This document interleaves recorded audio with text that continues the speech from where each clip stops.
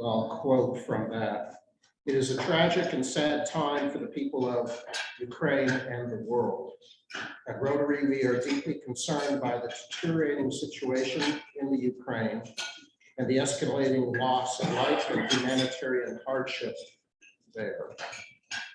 Continued military action against the Ukraine will not only devastate the region, it also risks spreading tragic consequences across Europe and the world. As one of the world's largest humanitarian organizations, we have made peace the cornerstone of our global mission. We join the international community in calling for an immediate ceasefire, withdrawal of Russian forces, and a restoration of diplomatic efforts to resolve this conflict through dialogue. In the past decade, Rotary clubs in Ukraine, Russia, and nearby countries have transcended national differences and have actively engaged in peace-building projects to promote goodwill and to marshal assistance for the victims of war and violence. Today, our thoughts are with our fellow Rotarian members. There's approximately 1,000 of them in the Ukraine, or there were prior to the invasion, and others in the Ukraine coping with these tragic events. Rotary International will do everything in its power to bring aid, support, and peace to the region. I'm not aware of a specific program in place yet that's come out from Evanston. You should also be aware that over the weekend, I was getting advice, but Elsa's nephew, who was trapped in Ukraine, was able to escape with his girlfriend. They are now in Slovakia and hoping to make it further west. And Belarus just invaded the Ukraine, and cluster bombs are now being used. So this is really getting out of hand. And the 1st Armored Division of the United States Army was just activated. You do not activate the 1st Armored unless you're going to war. So with that, a prayer for peace. This was adapted from a prayer that was given at my church, Christ Episcopal Church, yesterday morning. Make us instruments of peace. Where there is hatred, let us sow love. Where there is injury, let us pardon. Where there is discord, let us seek union. Where there is doubt, let us employ faith. Where there is despair, give us hope. Where there is darkness, let us seek the light. Where there is sadness, let us find joy. Grant that we may not seek to be consoled, but to console. Grant that we may not seek to be understood, but to understand. Amen. Please rise for the pledge. I pledge allegiance to the flag of the United States of America, and to the republic which stands one nation, under God, indivisible, with liberty and justice for all. Thank you. Then if you would introduce our guests, and then Tom, I'll ask you to come up. Hi. Would you like to stand and introduce yourself, please?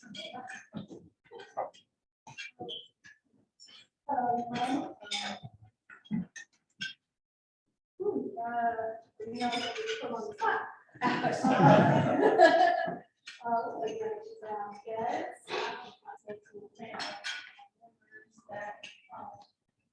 Pretty much about this group, and this very nice.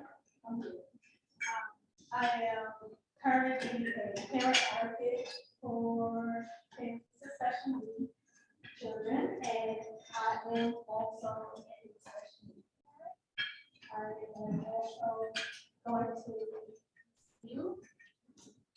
My major is supply chain management. I'm a big community activist, so I do a lot of volunteering in my spare time. I love my work. You come to the right place.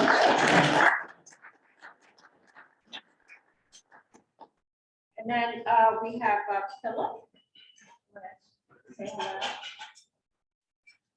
This is my second time, so thank you for welcoming me back. And I look forward to working on transferring my expertise.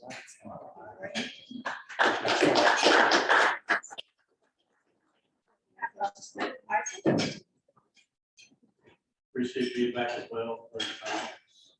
Seeing some familiar faces. And then this is gonna have his second reading today. And then we have Tom has guests to introduce. Yes, so we have two special guests here today. You can put up the next slide, Val. Charles mentioned this to you, President Charles mentioned this a couple of meetings ago, that we are undergoing a process of being evaluated pursuant to an application we submitted to the Jenkins MBA program at NC State in the Poole Business College.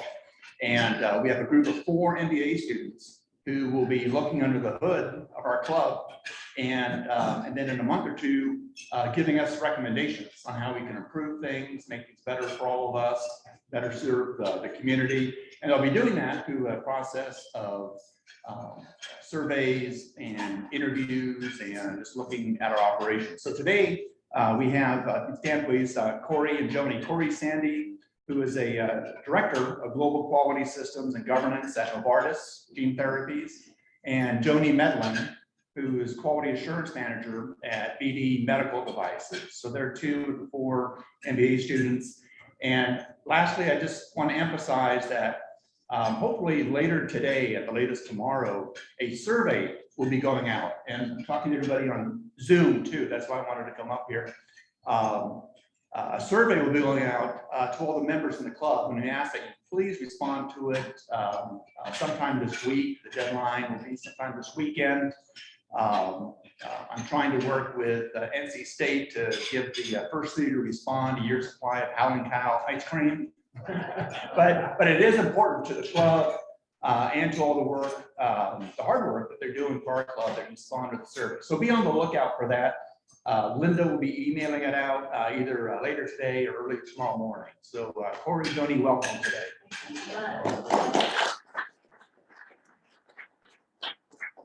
And by way of introductions, lastly, I wanted to reintroduce a guest that's been here once before, Danyelle Zavala. Danielle, would you come up and join me for a moment?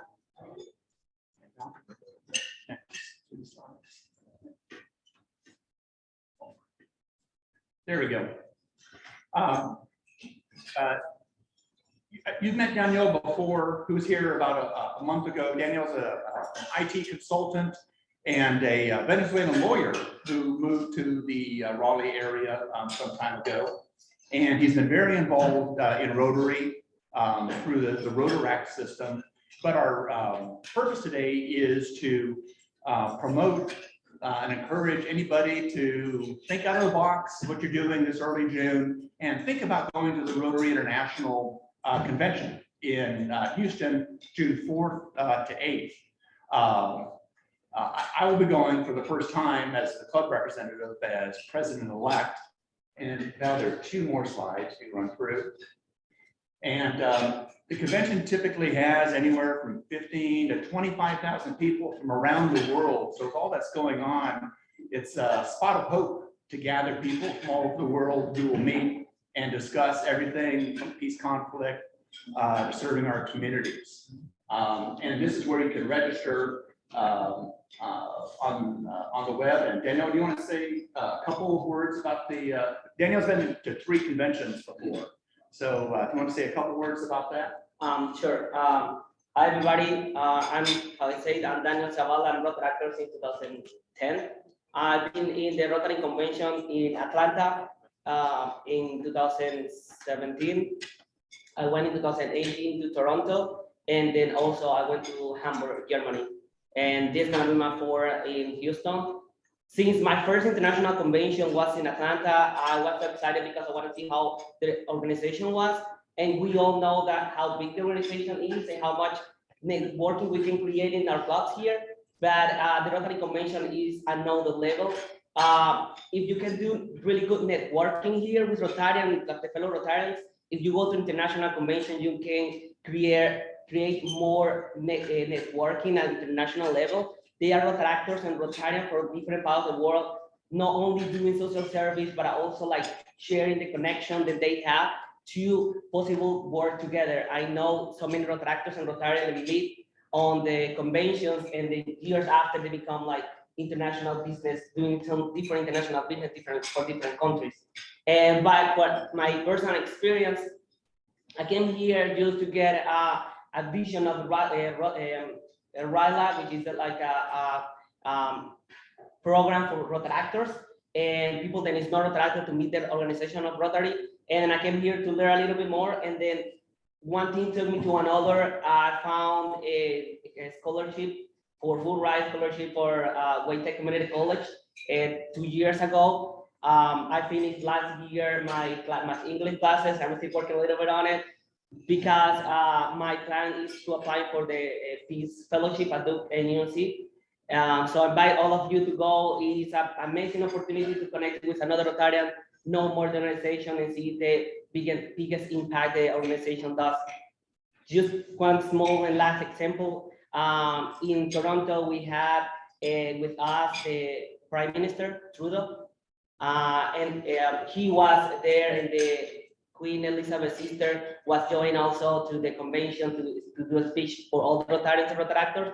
And in Atlanta, we have Ansel Kutcher talking about his foundation for human trafficking, and we have Bill Gates also talking about his donation for the Rotary Convention. So I invite all of you to join us to the Rotary Convention. And thank you, Danielle. And Val reminded me, if you're interested, in this morning's bulletin is the actual link to the convention where you can find out more about it and register. So just check it out and think about this. Thanks very much. Thank you.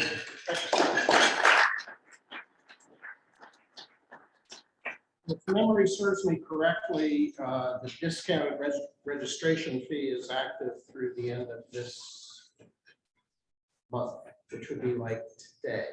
So, just saying. Upcoming meetings, next week, Hal Edens, who is the Chief Investment Officer at Capital Investments, going to talk about the stock market.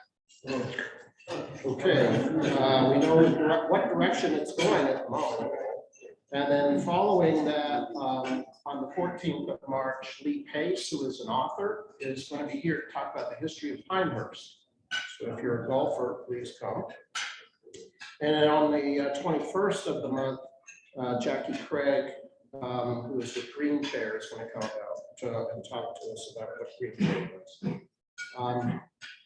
In just general club and district news, we had a district assembly 2 Saturdays ago. It was actually fairly lightly attended. It was converted to virtual, not quite at the last minute, which I think reduced the number of people who were planning to attend.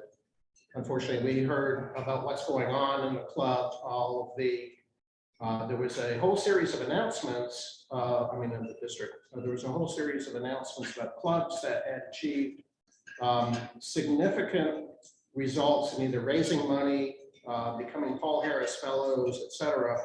And guess which club was missing in action? Ours. Unfortunately, in the years that I have attending district assemblies, that seems to be always the case. So we need to figure out how to change that. The Raleigh conference is on. That will be in basically mid-April. We've working with Southeast Raleigh, have 3 applicants going there. That should be a great weekend for them. Reminder, the day of service, we will be doing a stream cleanup. And actually, Kevin, do you want to talk about anything more about? Well, just real quick, so that, like last year, the district had organized a bunch of choices, so we do have a stream cleanup. I'm also going to have a habitat. I know I'm not going to get a lot of volunteers for that, but anybody who wants to can come and help with habitat. And then we'll probably have a third choice of working in a park. So if you don't want to get wet, we'll have 3 choices for the Rotarians to choose from. I hope that you guys will commit to doing some service on that day. April 23rd, yes. So April 23rd. Yes. Eric, you can do all 3. You can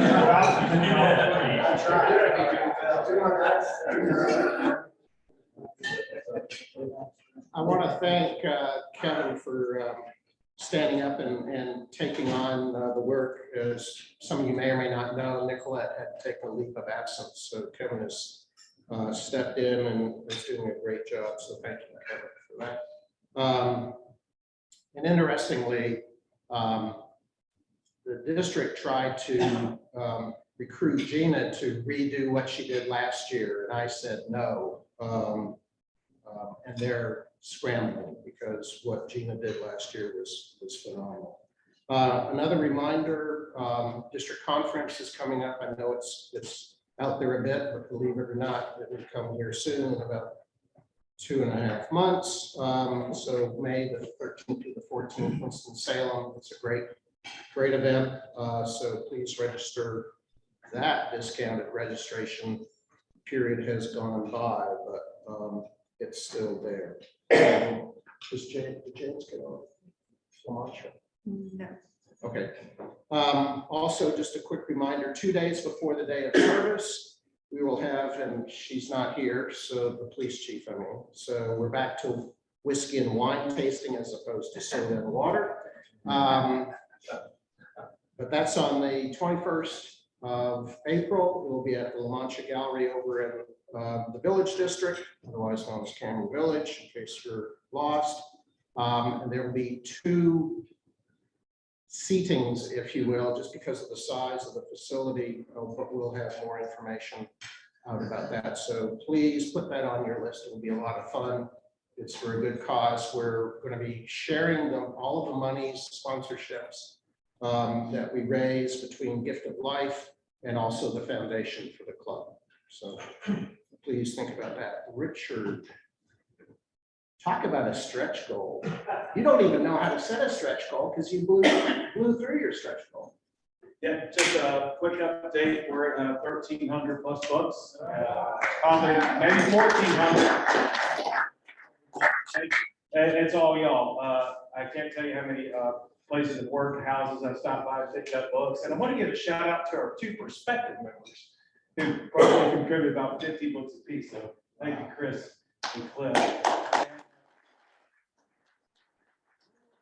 And to share, I had a coffee with the executive director Wakefield and Reed, and I was telling her about Chief Patterson, who came to speak with us, and how she has this ideology of community policing. And she pitched an idea to them about distributing our books, having the police officers distributing our books to the communities in need. So I thought that was kind of neat how Rotary is a connective tissue in this community building. So more on that has to happen. But I really wanted to thank everyone. I think we got a really good shot at 1,500 books, and we're doing the Lord's work here. So thank you, everyone. Don't go anywhere. Richard? One other item in regard to what Richard's been working on and the whole club has been working on, and that is the board of directors of the Rotary Club of Raleigh Foundation has voted to make a $1,000 contribution to Wake Up and Read on behalf of the work that you're doing from the members of the club. So congratulations. Thank you.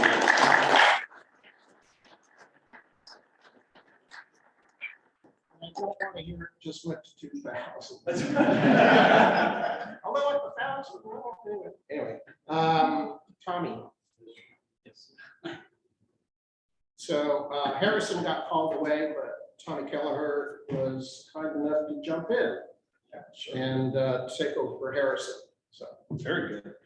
Yeah, Harrison emailed several people, including trying to email Tom Packer, and emailed me by mistake. So as the 4th place choice, here I am. So, but we do have some good 1st place choices to talk to you guys about today. We've got 2 folks, a 1st and a 2nd reading for membership today. I'll go through each, and as I call you, would you stand so that everybody will know which one you are? But the 1st reading for Cliff Isaac. Cliff? Here we are. Here is Cliff, and Cliff's 1st reading is today is a potential new member, and he's sponsored by Richard Averett. Cliff grew up in Claremont, North Carolina, graduated from NC State, a couple of other NC State folks here, you won't be alone, and a BS in civil engineering in '94. Over his career, Cliff served in many different roles in many different markets across the United States, but here are a couple of his most notables. He was elected as the Catawba County Soil and Water Conservation Supervisor in 2010, also served on the Catawba County Planning Board, the Thread Trail Committee, UDO Committee, and Small Area Committee. He served the state of North Carolina as Chief Residential Code Consultant to the Properties and Facilities Manager at the North Carolina DOT, Deputy Commissioner at North Carolina Department of Insurance in 2017, served on several statewide boards that had an impact on construction, saving North Carolina millions of dollars with policies and systems that were put in place. The Director of Construction for the City of Fayetteville, and currently working with Withers Ravenel as Director of Construction Administration. Cliff lives in Fuquay. He has a wife and an 11-year-old son. In his downtime, he enjoys hiking, racing, gemstone hunting, gonna hear more about that at another time, gardening, and visiting the mountains. Very happy to have Cliff as a potential new member, and you guys please take your time to spend a few minutes with Cliff and get to know him further. Cliff, thank you for being here today. I'm glad to have you. Chris Gentry.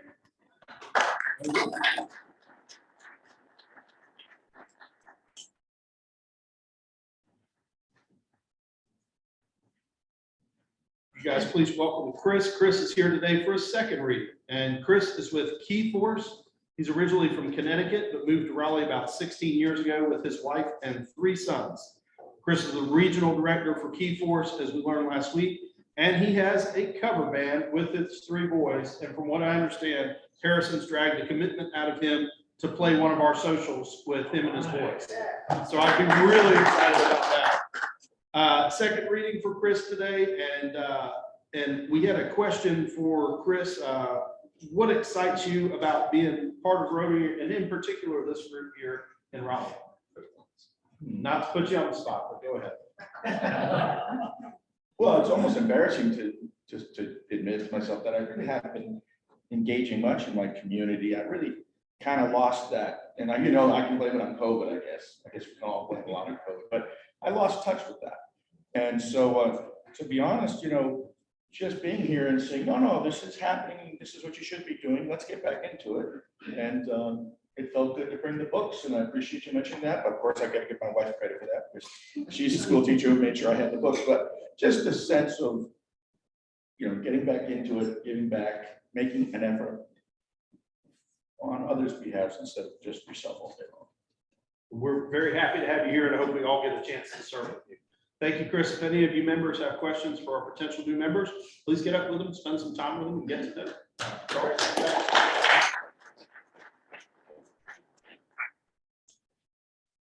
Chris, Cliff, looking forward to having you as new members. Cliff, we still got to get through the second reading. Just want a quick report about the 5th meeting social, which was held on last Thursday at Longleaf. There was about 7 or 8 of us. Collected more snacks for kids. I'll be delivering those. I thank you, John, for bringing some more this morning. I'll be delivering those to Parkside Rotary this afternoon. If you've got any other member prospects, please contact Harrison at Rotary Raleigh member at gmail.com, and he'll be glad to go after them. I know of at least 2 or 3 other members who have just sent in their applications. So this club, unlike most of the others in the area and in the district, is doing really well. One thing that was confirmed at the district assembly is we will be down 2 clubs. They'll be closing down at the end of this Rotary year, which is a shame, but blame it on COVID, I guess. Birthdays, Mark Blake is today. Duncan Jennings, who keeps our website up, and lots of other stuff. Helping Val is on the 3rd. Surrey on the 4th.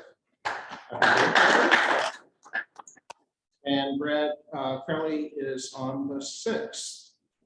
No anniversaries. So without further ado, unless there's anything else for the good of the club, I'll invite Cindy Roberts, past president Cindy, up to introduce our speaker.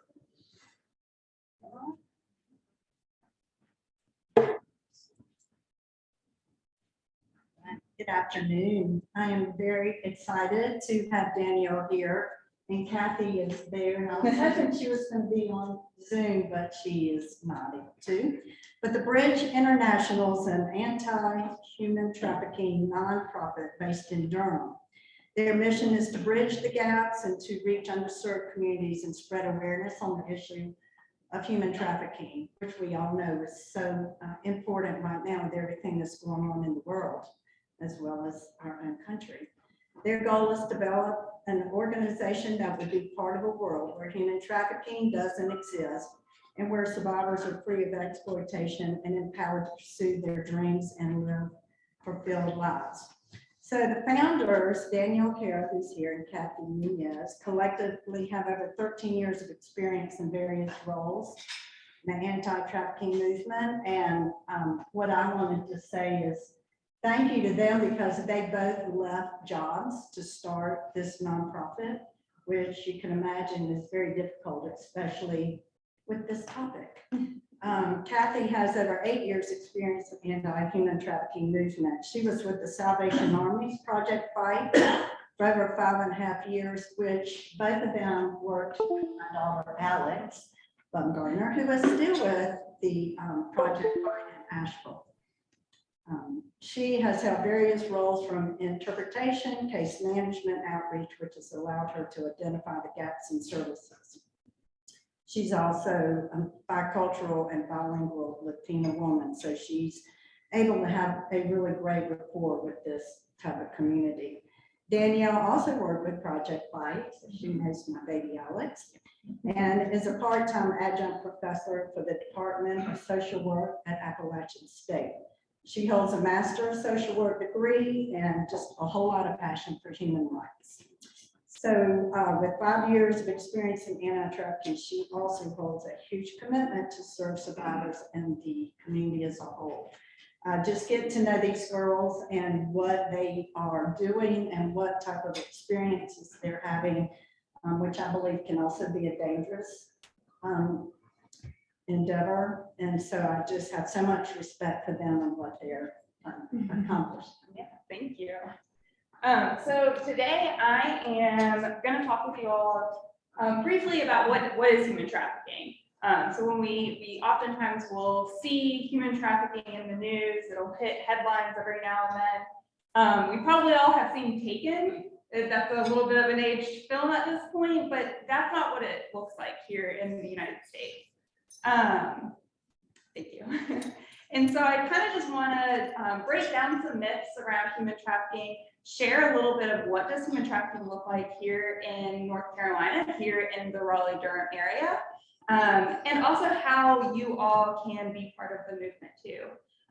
One thing that Kathy and I feel very passionate about is that there's a seat at the table for every individual, regardless of what your background is, what you do as your everyday job, what you do with your free time. There is a place at the table in fighting against human trafficking. So I'll go ahead and get started. I am going to breeze kind of through this. One thing that we always say is that we go to conferences days long and talk about this issue. So really, I'm just going to be giving you all a surface level of what does this look like here. So you will leave this with more questions, and that's why I encourage you getting plugged in with other agencies who are doing the work to continue to learn how you can be part of this fight. So let's see. Can you do the next one? I'm trying to do it. Okay, so let's see. So when we talk about human trafficking, we need to break it up into two: sex trafficking and labor trafficking. Oftentimes when we hear the term trafficking, we think that there has to be movement across borders, and this isn't the case. Absolutely, human trafficking sometimes does include transportation of individuals, but it doesn't have to for the legal definition. So up here I have the legal definition of sex trafficking, so we're going to kind of cover that first. And so this has happened when someone uses force, fraud, or coercion to cause a commercial sex act. Now, when we think commercial sex act, I have some examples up here. So this could include what we think of as prostitution. This could be pornography, or really any sexual performance that's done for exchange of money.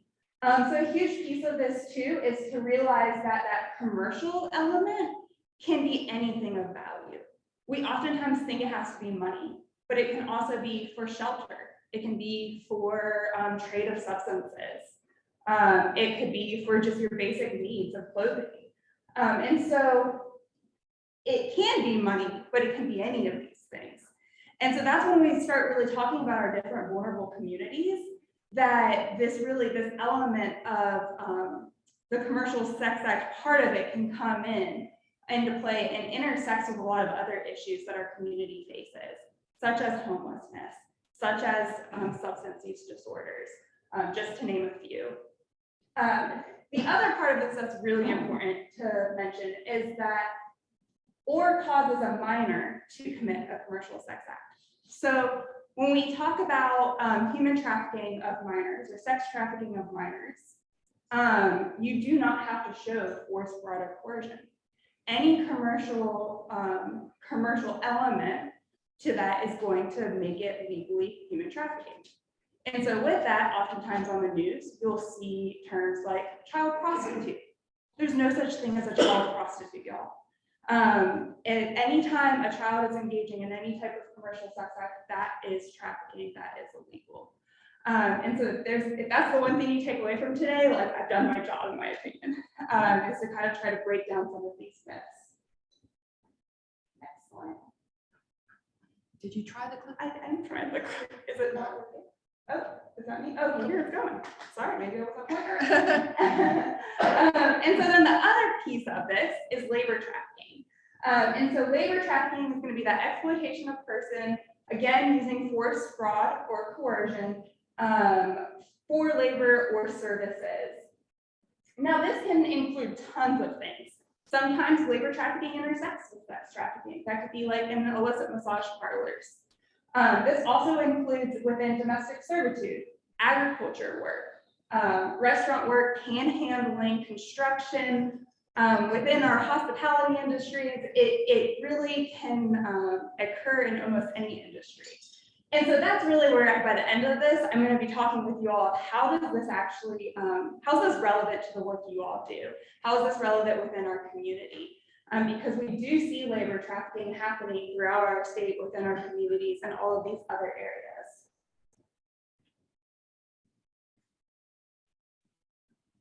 Try pointing it toward me. Okay. Oh, okay. I got you. Sorry. And so this just kind of breaks down this, the definition a little bit further. So whenever we talk about human trafficking, there's oftentimes we'll talk about this A&P model. So there has to be an action, a means, and then a purpose. And so again, the action can include transporting, but it also includes recruiting, harboring, providing, obtaining, and even patronizing. And then again, using that force, fraud, or coercion for the purpose of commercial sex act or forced labor. And so when we start breaking down this even more, when we talk about what does this look like with force, fraud, or coercion, force is one that's really easy for us to kind of hold on to and to understand. This is how we think of having physical restraint, using physical harm, having acts of sexual violence or domestic violence, even adding in these pieces of food deprivation or sleep deprivation in order to control an individual. You also see up there that substance part again. It's not uncommon for traffickers to also utilize either a history of substance use, not just in that commercial element of giving substances in order to coerce an individual to engage in trafficking, but also further getting them hooked on other substances as a means to continue, to be able to force them into these acts. So not only is it seen as a vulnerability, but it's also a use of that element of force. And then next we have fraud. So this is where, especially when we start talking, it's difficult for people to wrap their minds around why would somebody stay in such an unhealthy situation, such a harmful situation. And it comes to these pieces of fraud and coercion that are a little bit more difficult for us to sometimes wrap our minds around. And so when we talk about fraud, so this is really just any type of false promise, right? So this could be around employment, this could be wages, working conditions, love, marriage. And so oftentimes when we talk about sex trafficking, the use of fraud will be an individual getting into a relationship with somebody and then using that relationship as a leverage of, oh, well, if you really love me, you'll help us out tonight, and you'll sleep with my buddy. And then it'll escalate, like, oh, well, if you really care about me and, we are gonna make this work, like you have to go work the streets, etc. And so it starts off on that fraudulent relationship, using that element of love. This is also when we start talking about how children are involved or get involved in human trafficking. This is again that piece. Oftentimes traffickers are seeking out vulnerable youth, whether that's youth who have been in the foster care system, youth who their parents maybe struggle with mental health and substance use disorders, youth that maybe are experiencing homelessness, youth that may identify as LGBTQIA and are at much higher risk for lots of things, is again this piece of fraud of saying, hey, I'll give you this job, and then really what so a common one is, oh, well, I will get you this modeling job, and you're going to go big. And in reality ends up being forced pornography. Or there's a common thing that we've seen in North Carolina where youth from out of the country will be brought to the United States in order to play on sports teams. And then they are labor trafficked and forced to work so many different hours all throughout the day in restaurants or within like domestic servitude. And so this just shows how it can so quickly become this false promise of a job or a life and quickly turns into a life of exploitation. We also see fraud majorly within employment and wages. So one thing that the Bridge International does is we provide outreach to migrant farm workers. So North Carolina is a really large agricultural state, right? And so with that, there are individuals who come into North Carolina on work visas called an H-2A visa. And within those visas, there are a lot of elements that can become exploitive. It can leave farm workers who are migrant farm workers on these legal work visas to be exploited. Does that mean that every farm in North Carolina is exploiting farm workers? No, by no means. But we know that there are a large population of individuals who are being trafficked through agriculture. And this is through that false promise, again, of here's this work visa, you can make really good money in the United States for this 6-month growing period, and then you can return home and that will elevate the socioeconomic status of that family, in their home country. But what happens is when they get here into North Carolina, if it is a trafficking situation, by no means again, it's every situation trafficking, but what can happen is that there'll be a farm labor contractor that will contract out these workers, and then they will not pay them the wages that they are promised.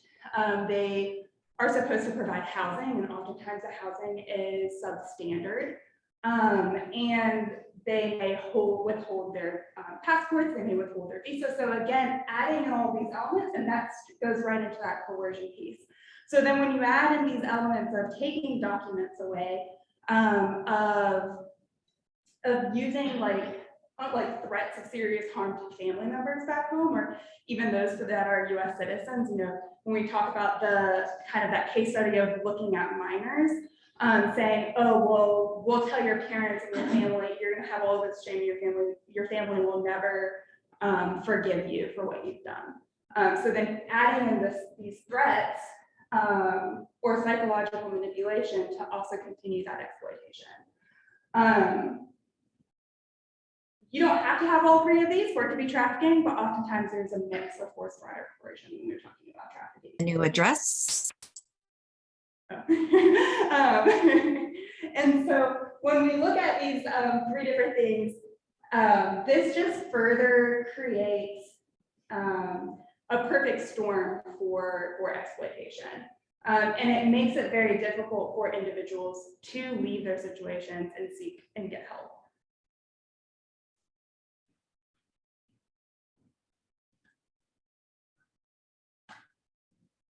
Oh, there we go. So how large is this issue? I'm not going to spend too much time on this.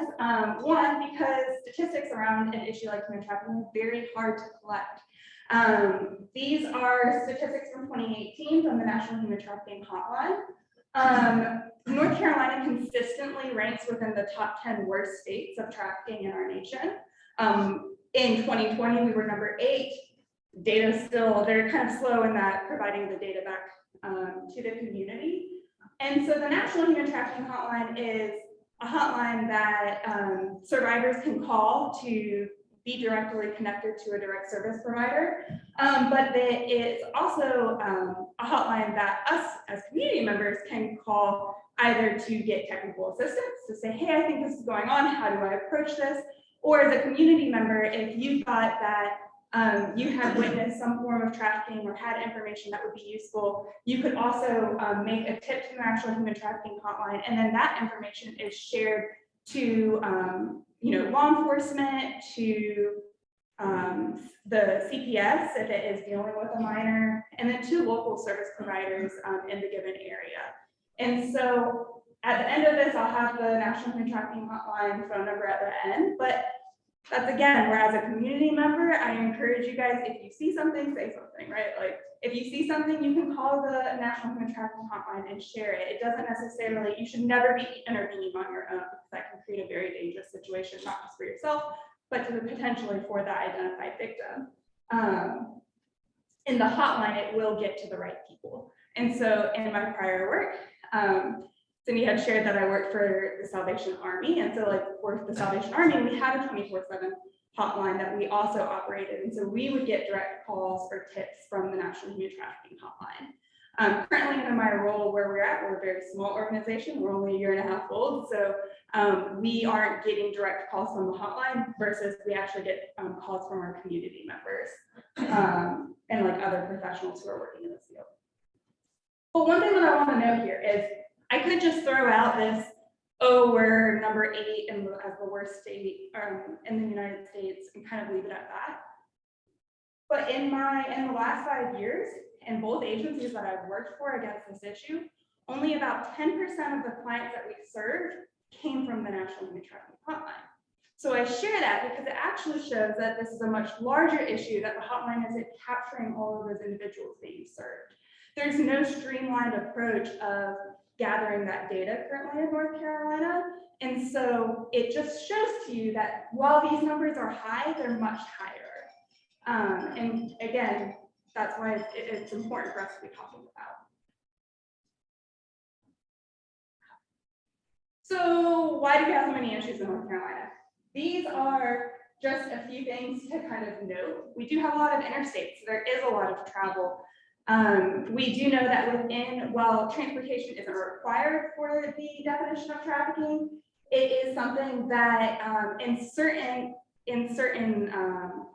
arenas of the within the trafficking issue, that transportation is a common thing. So when we talk about illicit massage parlors, when we talk about larger sex trafficking rings, it is not uncommon to transport victims from one area to the next And so that makes North Carolina unique in how we have so many different interstates going all over throughout the state. Tourism is also high. So when we talk about both sex trafficking and labor trafficking, we see in areas of tourism that skyrockets. Military, there's oftentimes this adult entertainment around military bases. This creates, again, that perfect storm to exploit individuals. We've talked about the agricultural piece. Alongside the agricultural piece, we also see this a lot within meat processing plants. I know that throughout the years, we'll see raids where HSI will go into, say, a Tyson chicken farm and will essentially then deport those who are undocumented. Well, I'm sorry to tell y'all that all of those individuals who were then hired there likely originally came on a work visa and then were further exploited by those who are operating those plants. And so that's another really huge area that is very vulnerable for some of our community members within that employment area. And then lastly, universities. This is one that kind of shocks people. But university students can essentially, be a very vulnerable population to further exploit, because if they don't have the support from their family to lean on when times get hard, or to be able to help financially, it's not uncommon for individuals to seek out, such as like modeling. There are horrible the sugar daddy websites that then will essentially prey on individuals, and then it'll turn into a sex trafficking scenario. And so all of these things are just some of the areas that create North Carolina to be this almost like this hotbed of human trafficking.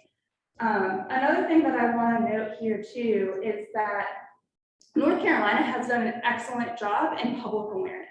And so every time we see public awareness increase, we see calls increase. So it doesn't mean that trafficking is happening more throughout our state. It means that more victims are being reached. So that's a good thing, right? It's a good thing that we can reach the victims who are being exploited and then be able to connect them to services. And so that's one way to think about it, because it can be shocking to say, oh, well, why were we 11th last year and now we're 8th again? Well, again, there's that piece of like last year, the Human Trafficking Commission did a lot of work on public awareness. And so all of that also contributes to it. And so what does a victim look like? That's one thing often people want to know. What do victims look like? What do survivors look like? I could look like a victim or a trafficker. That's the truth. And so the one thing that victim survivors have in common is they have some sort of vulnerability. So that again goes to experiencing poverty, experiencing homelessness, a substance use disorder, mental health, lack of education, lack of family support, past history of abuse. We can see increases of trafficking around natural disasters. All of these things create a vulnerability in an individual's life. And so again, this matters because each of you have family members. I'm sure a lot of people in this room have children who are dear in their life. And so it's important to talk about healthy relationships. It's important to talk about worker rights. It's important to be able to know what human trafficking is, and so that we can do that education piece so that we can prevent it from happening too. And so that's one area that, to connect it back to why does this matter to all of you, that's one reason. And then the other piece that I would say to that is that a lot of you are maybe business owners are working in different industries. Like I've shared, trafficking intersects with lots of different industries. And so it's important for you all, especially either as employers or managers or just even community members, to be aware of this so that you can also make sure that the practices within your agency are ethical. That if there are opportunities for you to even utilize your agency to also help fight against trafficking, to be able to do that. And so again, just kind of really wanting to drive home how this connects back to you all. I'm not going to go through indicators for sake of time. So the last few minutes here, I want to talk a little bit about what the bridge is doing and back to how you guys can, what you guys can all do as well. So the Bridge International, like Cindy shared, Kathy and I both were working for the Salvation Army and decided to create our own nonprofit called the Bridge International. And really that focus is to be able to bridge the gaps in services for survivors of trafficking. And so, I've shared about how prevalent trafficking is, how, all of the different industries that it takes form, but there still are so many gaps in services to be able to help an individual who is out of their trafficking situation to find stability and overall safety. And so one of those huge gaps is housing. And so there are, we do have some wonderful shelters throughout North Carolina. However, a lot of the human trafficking specific shelters that exist are for women and children. So that leaves out an entire population of male survivors or survivors who, maybe are non-binary or LGBTQIA. And so that then creates this storm to just have a cycle of exploitation and re-exploitation. And so housing is one of our biggest needs. When I spoke about agriculture, well, oftentimes those who are coming here on work visas are again male. And so if we're looking for housing, there really are not many options. Then you also deal with, when we're talking about that population alone, is oftentimes those survivors may only speak Spanish, and Spanish may even be their second language. Their first language may be a Mayan dialect. That's something that Kathy and I have ran into quite a bit in our years as case managers. And so then you have to think, okay, well, if we have, if we have a great homeless shelter in town, that, oh, well, can't they access those services? Potentially, but some agencies throughout our state also will not allow folks who are undocumented. While those workers in agriculture may come on work visas, they oftentimes, once they leave the farm, they automatically are then undocumented. So here they are coming on a legal pathway, but then when they seek help, they are then undocumented. It takes almost 2 years for them to be able to get the documentation status through legal routes. So survivors of trafficking can apply for a T visa.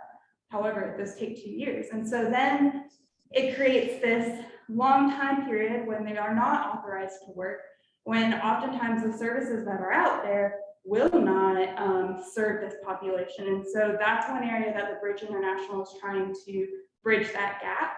And we're working towards being able to do a scattered site shelter model. That way we can serve all survivors, women, children, males, family units.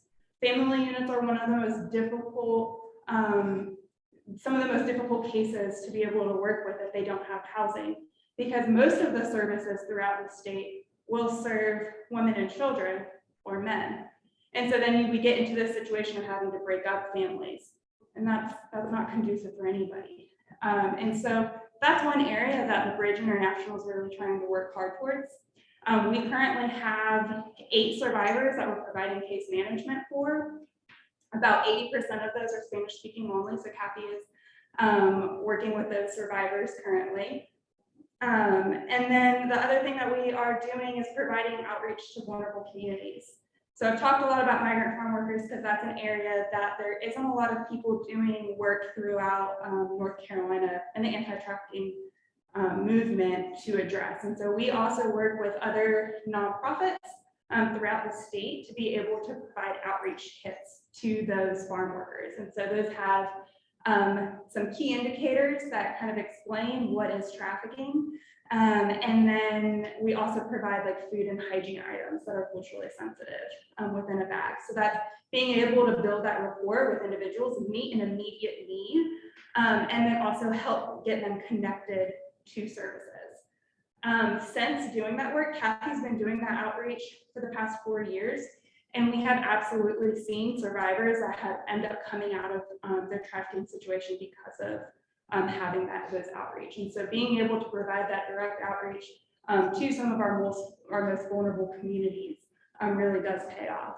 And so that's where I kind of want to leave you all today, and I'll take a few questions as well. But again, this is something that each of you can be involved in. One, from even just knowing what it looks like and being able to have hard conversations with those who are in your life. Don't ever underestimate that, right? That education is prevention. And then two, again, if you're interested in further getting involved, there's always opportunities, whether it's with our agency or with other agencies, as far as volunteering time, to be able to put things like kits together, volunteering services, and different things like that as well. So I have my business cards as well that I'll have, and have some flyers if anybody wants to even learn a little bit more. But I'll go ahead and open it up for questions. Yeah.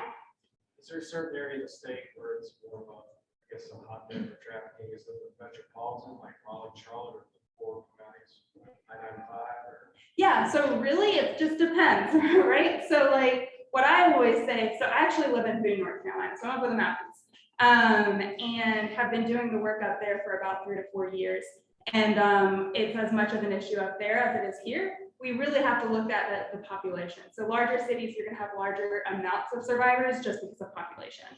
And then we see with the labor trafficking, you see that very much in our eastern counties with a lot of farmland, but then you also see it in like Ashe County, Allegheny County up in the mountains, and then down toward Hendersonville with farm, like the apple trees, pumpkin patches, Christmas trees, all of those. So you definitely will see it then on the counties that have more agriculture of those work visas. So it kind of depends on what type of trafficking we're looking at, but it exists in every county. Yeah. We've got a question in the chat. What size is your budget and where do your funds come from?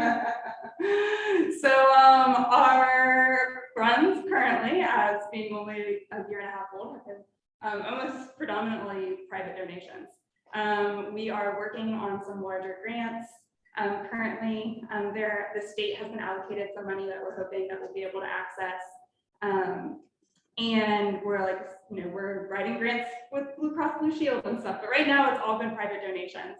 And so our working budget should be around 150,000 to start with. And we've been probably working off of about 75,000 in the last year. So we are trying to grow.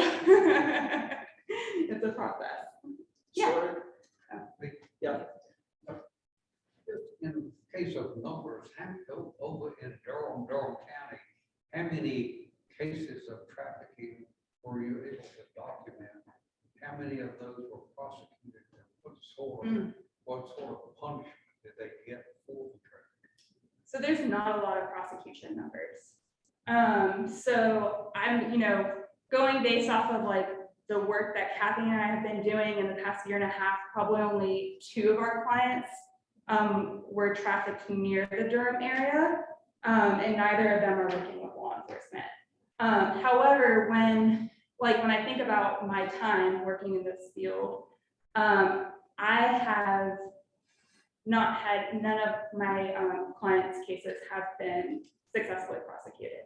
I've had 3 cases that were opened up, or 2 cases that opened up into investigation and have not had strong enough cases, and then 1 that has gone to court but is still currently open. And so overall, the rates of prosecution are very low. And I think part of that is that it takes a lot to build a strong case. It also takes the victim to want to talk to law enforcement. And that's not something we require when we're working with them. But then it also takes that education within the court systems to also charge the correct charge, or I say correct charges out of being biased, because oftentimes you'll see lesser exploitation or rape charges versus the trafficking charges. And so I think we are getting, I couldn't give you numbers off the top of my head, but we have seen a few successful prosecutions throughout our state. I'm thinking of 3 really large ones. And then we have a civil case that I've been told should be wrapping up with some farm workers, but it's still, the numbers are quite low. Yeah, but I'm happy to get more information. Any other questions for Danyelle? Thank you so much. Thank you all. It's good to be here. Mountaineers just don't know to stop. I'm sorry. Thank you. And go Mountaineers. Thank you. And thank you so much Thank for bringing you. this to our attention. My pleasure to be here.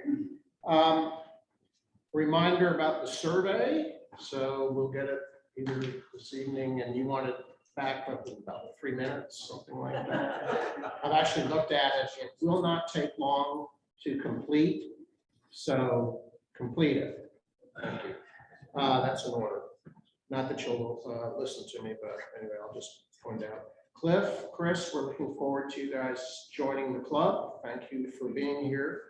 And with that, unless there's anything else for the good of the club, let's rise. And please recite the four-way test. Number 1, is it the truth? Number 2, is it fair to all concerned? Number 3, will it build better friendships? And number 4, will it be beneficial to all concerned? Where's my bell? We are. So Charles, do you have